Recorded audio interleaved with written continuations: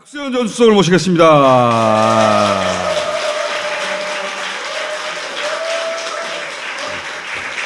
네, 반갑습니다. 박수현입니다. 자, 오늘 이제 취임 100일 되는 날이라서 초통 수석에게 이 100일 총평 좀 들어보려고 모셨는데, 어차피 백수시니까.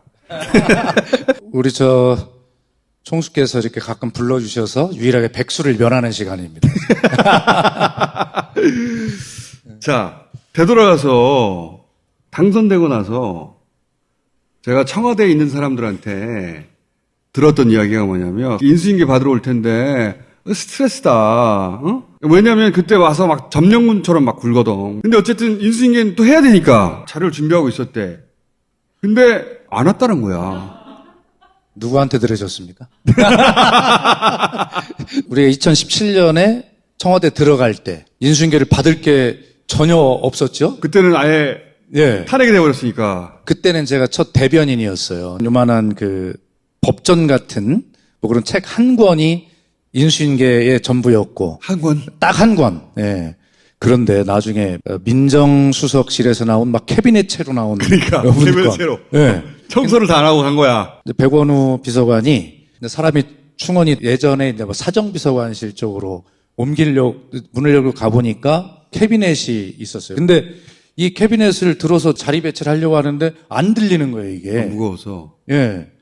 이상하다? 시건장치를 푸는 사람을 불러 딱 보니까 거기에 이제 서류가 막 가득했던 거죠. 응?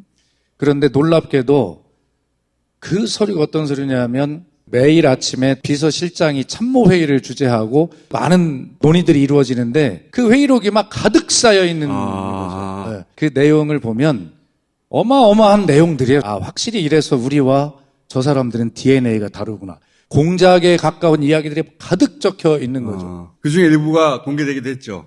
그럼요. 예. 그리고 그 다른 내용들 다 그냥 뭐 기록관으로 넘기는 방침을 정하고 그때 최소한 이 한두 가지는 공개를 해야 그래도 국민들께 보고를 해야 되니까 그래서 했는데 저희들은 들어갈 때 우연히 준 캐비넷 문건 그거 말고는 딸랑 하나 한 권 인수인계를 받았고 그리고 또 하나 이제 인수인계를 해주고 싶은데 저희는 자부심이 있잖아. 이런 일을 했고 막 이런 게 있는데 인계를 받으러 오는 사람이 없네. 이게 정말로. 그러니까 국정이라는 게 만만한 게 아니잖아요. 쌓여있는 정보들 그대로 안 하더라도 참고해야 될 거 아니에요. 그럼요. 당연하죠. 근데 아무도 인수인계에 받으러 오질 않았다는 거예요. 아무도 오질 않아가지고 나중에 신났대. 청와대에 일하는 사람한테 내가 들은 이야기야. 야, 안 오더라야. 그러게 이렇게 엉망진창이지. 응? 국정운영이 그냥 감으로 되나? 기다리고 있었는데 안 왔다. 그래도 문재인 정부의 국민소통 수석인데 뭔가 막 뭐 실력 있게 보이려고 준비도 하셨구나. 다짐도 하고 그런데 안 오는 거예요. 얘네들 진짜 엉망이에요. 그리고 나서 첫 번째로 한 게 청와대 이전이잖아요. 아무런 준비 없이 그 이사 가서 나아진 게 단 하나라도 있는가? 단 하나도 없어요. 단 하나도. 그 이사 갈 때 맨 처음에 그 청와대에서 문제 제기했던 게 아니 그럼 국가기관리센터 어떻게 할 거냐. 그때 뭐라고 그랬냐면 선만 꽂으면 된다 그랬어. 선만 꽂으면 하루 이틀이 된다 그랬거든. 근데 이번에 수해났을 때 대통령이 거의 못 갔잖아. 나는 못 갔다고 보거든요. 못 갔죠. 네. 있었으면 갔지. 왜 안 가? 재난 관련 정보들이 아직도 연결이 제대로 안 돼서 제대로 작동이 안 되고 있다고 저는 추정이 됩니다.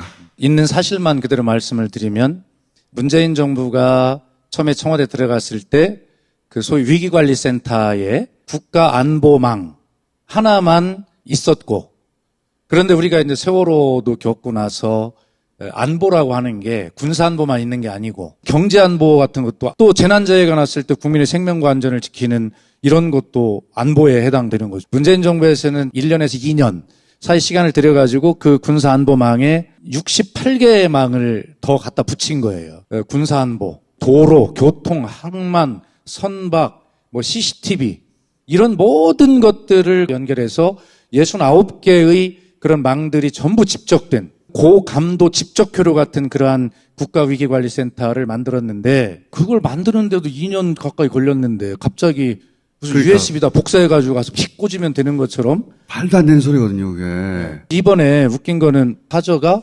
청와대 벙커 수준이다라고 한국 총리가 뭐 이야기했는데 말도 아니, 안 되는 소리, 진짜. 청와대 벙커를 어떻게 알고 그렇게 걷다가 붙이는지 가정집이 벙커 수준이라고 한 거 아니야. 아크로비스타 집에서. 그렇죠. 예. 말도 안 되는 소리. 그러니까 진짜. 그런 것은 박지원 전 국정원장도 얘기했지만 명백한 거짓말이다. 들어가면요, 집에 서 있을 공간도 안 나와요. 아, 그럴 거예요. 그 다음에 이제 대통령이 퇴근할 때 이미 침수가 되는 곳이 있었다. 그러면 대통령은 즉시 차를 돌려서 대통령실로 돌아가서 국가위기관리센터를 장악하고 그곳에 있어야죠. 대통령 비서실에서는 뭐라고 해명했냐면 대통령이 있는 곳이 상황실이다. 무슨 근무를 그렇게 합니까? 대통령은 상황실에 근무를 해야지 왜 대통령이 있는 곳이 상황실이고 상황실이 따로 다닙니까? 정말 청와대를 하루라도 경험해 본 사람들 입장에 보면 엉망진창이고 정말 불안해서 하루하루가 뉴스 보는 게 겁이 날 정도예요. 실제로. 저는 그렇습니다. 그 위기관리센터가 아직도 세팅이 나는 안 됐다고 보는 것이요. 그 신림동 갔다가 이거 도림촌 범람해서 그렇다고 하천 실시간 모니터링 시스템 개발하라고 그랬잖아요. 근데 그거 이미 돼 있고, 그러니까 국가위기관리센터에 이 하천 정보도 다 연결됐다고 하더라고요. 대통령이 이거 실시간 모니터링 개발해라고 하니까 대통령실에서 실시간 모니터링 개발하겠다고 발표했잖아요. 이 사람들은 국가위기관리센터에서 그 화면을 본 적이 없는 사람들인 거예요. 맞습니다. 예. 그거에 대한 그 대통령의 지시사항과 참모들이 알겠습니다. 순응하는 이 모습을 보고 도대체 뭐지? 와, 아는 게 없는 거다. 아는 것도 없고 그런 화면을 본 적이 없는 거예요. 강원도 동해안에 산불이 나잖아요. 거기서 막 열심히 불을 끄고 있는 어떤 소방관하고 대통령이 직접 교신을 하고 싶다. 그런 그 화면을 보면서 바로 교신할 수 있고 서해안에 어디 뭐 배가 떠간다. 그럼 배에 있는 어떤 선원하고 예를 들어서 뭐 연락을 하고 싶다. 세월호 이후에 그런 성찰과 반성이 있었고 적어도 그런 정도는 갖춰야 되겠다. 그래야 모든 문제의 컨트롤 타워를 할 수 있다. 그렇게 많은 시간과 예산을 들여서 정성 들여 갖추어 놨는데 아직도 그 망들이 연결이 제대로 안 됐나 봐요. 안 그랬으면 가가지고 노란 잠바 입고 그거 했겠지. 왜 안 했겠어요, 그거를. 또는 플러스 그럴 수 있는 얼굴이 아니었다. 빈대떡 먹었다. 그 국가 행사도 보세요. 재난뿐만이 아니라 국가 행사, 인도네시아 정상 만찬 사진 보면 결혼식 만찬보다 못해요. 그 8.15 행사 봐봐요. 이거 뭐 중학교 체육대회처럼 군 연명장에서 텐트 몇 개 쳐놓고 8.15 행사를 하고 있어. 저도 정말 깜짝 놀랐죠. 장소, 사람, 뒤에 걸리는 백드롭 그림, 거기에 써 있는 글귀, 캐치프레이즈, 이 모든 것들이 다 메시지였잖아요. 기자들이 그런 행사 기획을 하는 그 청와대의 그 비서관을 그렇게 미워했어도 박현민 미워했어도 수두를 욕하진 못해서 대통령을 비롯한 그 구성원들의 의식의 수준 또 바라보는 방향, 열정 인문 소양이죠. 그렇습니다. 예. 그런 것이죠. 너무 수준이 낮아요. 외국 정상들이 청와대에 만찬, 국빈 만찬이나 방문하기 위해서 오면 청와대 분수대 있잖아요. 거기에서 차가 멈추고 우리 그 전통 의장대가 딱 기다립니다. 그런 게 신기한가 봐요. 그 정상의 차를 전통 의장대가 에워싸고 수행을 하면서 길어봐야 뭐 한 500여 미터 될 거고 시간으로 얼마 안 될 텐데 저는 트럼프 대통령이 원더풀이라는 이야기를 6번인가 한 걸로 기억해요. 지자체도 요즘은 이렇게는 안 해요. 너무 수준이 낮아. 청와대 이전에서 좋아진 게 단 하나도 없는데 내용물도 좋아진 게 단 하나도 없어요. 연병장에서 텐트 몇 개 치고 이게 뭐야? 지난 5년 동안 세계적 수준으로 쌓아왔던 이것을 단 3달 만에 무너뜨렸다. 80년대 수준으로 되돌아왔어요. 80년대도 이거보다 낫을 것 같아요. 맞아. 8.15 행사는 정부 행사 중에 거의 유일한 경축 행사예요. 이거 진짜 와 기가 막히더라고. 대통령실을 용산으로 이전하기 위해서 너무 많은 것들이 희생되고 쓰러져간 그런 참 아니, 3개월 참 큰일 났다. 앞으로. 거기 가서 이사 간 다음에 100일을 지켜봤더니 애초에 갈 이유가 하나도 없었어. 세종시에 대통령 제2집무실을 만들기로 돼 있잖아요. 근데 방탄 유리를 작업하는데 50억이 든답니다.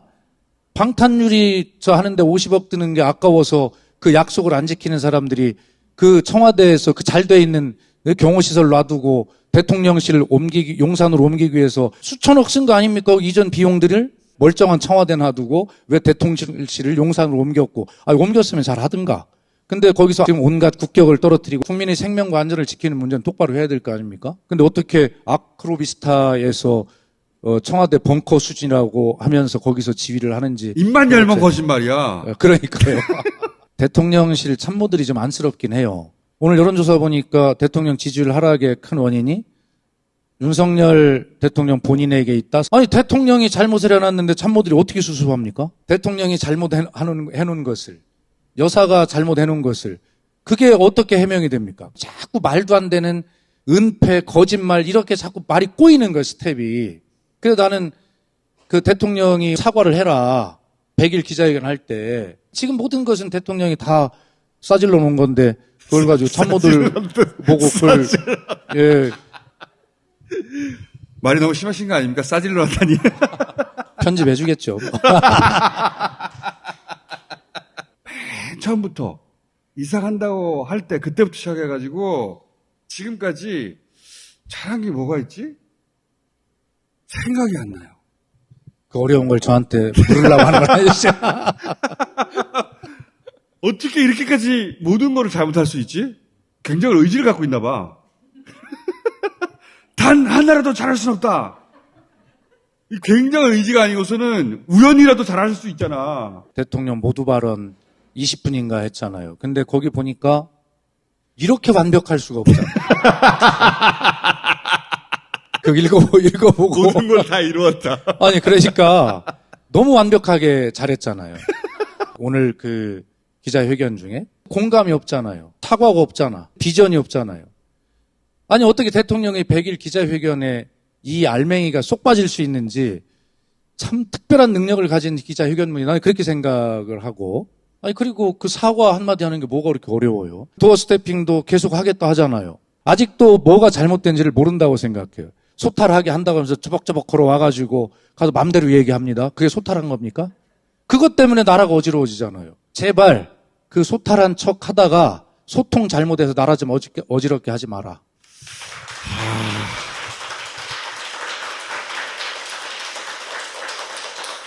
이준석 대표에 대한 질문을 하니까 민생 안정과 국민 안전에 매진하느라 다른 정치인들께서 어떤 발언을 했는지 챙겨볼 기회가 없었다. 입만 열면 거짓말이에요. 권성동한테 내부 총질이나 하는 당대표라고 문자했잖아. 내부 총질하는 당대표 다 듣고 있었다는 얘기 아니야. 국민 민생 안정을 챙기느라고 내가 듣지 못했습니다. 입만 열면 거짓말이에요.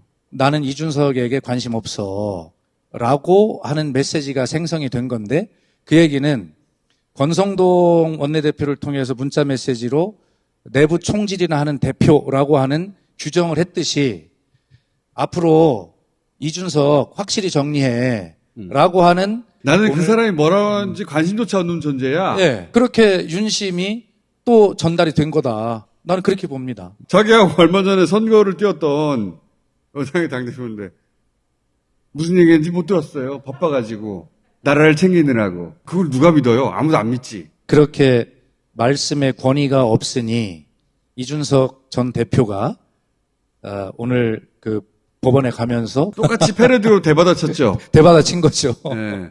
100일 동안 많은 일이 있었는데 사책 채용도 있었고 뭐 펠로시 방한 때 아무도 안 나간 거 이거 뭐 8.15 때 무슨 야스쿠니 참배 관습이라니 온갖 일들이 있었잖아요. 그 중에서 제일 충격적이었던 거. 이야 입이 딱 벌어지는. 근데 되게 모든 게 다 그렇죠. 모든 게 다. 이 윤석열 대통령이 문재인 대통령보다 더 잘해주시기를 진심으로 바래요. 거짓말. 전체적으로 다 문제지만 대통령으로서 해야 할 일, 대통령으로서 가져야 할 태도답지 않다. 제가 밥을 먹을 때 문재인 대통령께 이런 농담을 한 적이 있어요. 대통령님, 아시다시피 제가 대통령에 대한 꿈을 꾸어본 적도 없다는 걸 잘 아실 겁니다. 그런데 요즘에는 제가 대통령이 돼봐야 되겠다는 꿈이 생겼습니다. 그랬더니 문재인 대통령 역시 또 진지하게 그렇습니까? 이렇게.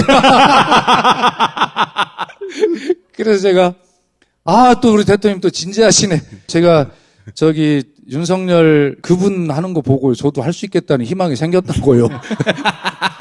그거를 지금 두 분이 농담으로 한 거예요? 네. 아니, 그렇게 하니까 그 문재인 대통령이 빵 터졌어요? 빵 터졌죠. 이게 몸이 뒤로 넘어가면서 웃으시더라고요. 그런데. 그러니까 한마디로 말해서 윤석열 대통령에서 대통령 다음을 본 적이 없다. 종합적으로 그렇게 얘기하고 싶어요. 대통령 다음을 본 적이 없어요, 저도. 그러니까 좋아한다, 싫어한다는 문제가 아니잖아요.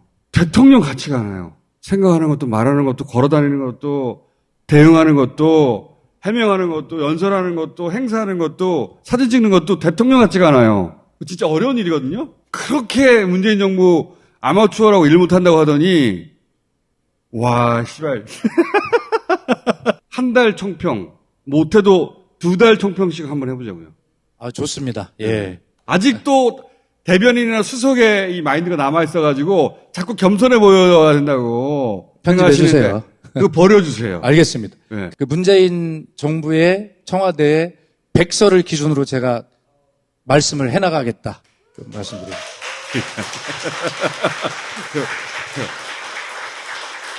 아직도 청와대 대변인이자 소통 수석으로서 본인의 말이 대통령에게 누가 될까봐 굉장히 조심하시잖아요.